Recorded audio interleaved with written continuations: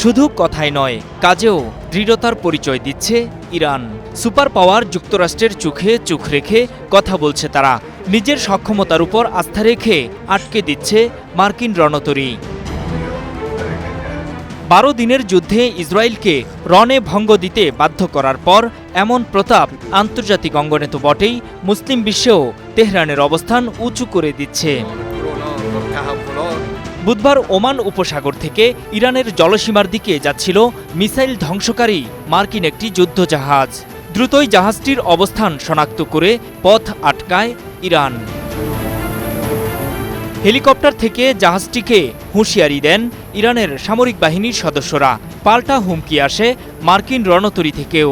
গুলি ছুড়ে হেলিকপ্টার ভূপাতিত করার ভয় দেখায় তারা। তবে এতে সংকল্প থেকে পিছপা হননি ইরানি সেনারা। হুমকি পাল্টা হুমকির এক পর্যায়ে নতি স্বীকার করে মার্কিন বাহিনী।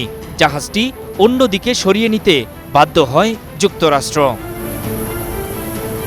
ইরানের জলসীমার কাছে এই ঘটনাকে উস্কানিমূলক বলছে তেহরান। তাদের রাষ্ট্রীয় গণমাধ্যম জানায়, মার্কিন ডেস্ট্রয়ার ফিটজেরাল্ড ইরানে নজরদারি করতেই জলসীমার কাছে যাওয়ার চেষ্টা করেছিল। তবে এ অভিযোগ অস্বীকার করে ওয়াশিংটন জানায়, নিয়মতান্ত্রিক অবস্থানে ছিল জাহাজটি। বাধার মুখে পড়লেও নৌ মিশনের উপর কোনো প্রভাব পড়েনি বলেও দাবি মার্কিন সেন্ট্রাল কমান্ডের।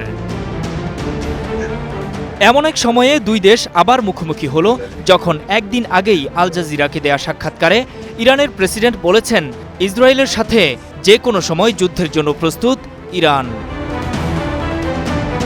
গত 13 জুন ইরানে আচমকা হামলা চালায় ইসরায়েল, যাতে ইরানের সেনাপ্রধান সহ শীর্ষ সামরিক কর্মকর্তা নিহত হন। এরপর পাল্টা প্রতিরোধ গড়ে তোলে ইরান। তাদের মুহুর্মুহু ক্ষেপণাস্ত্র হামলায় ইসরায়েলের ব্যাপক ক্ষয়ক্ষতি হয়। এক পর্যায়ে ইরানে হামলা চালায় যুক্তরাষ্ট্রও। তবে সেটি অব্যাহত রাখেনি তারা। ফলে কার্যকর হয় যুদ্ধবিরতি। নূর মোহাম্মদ, স্টার নিউজ।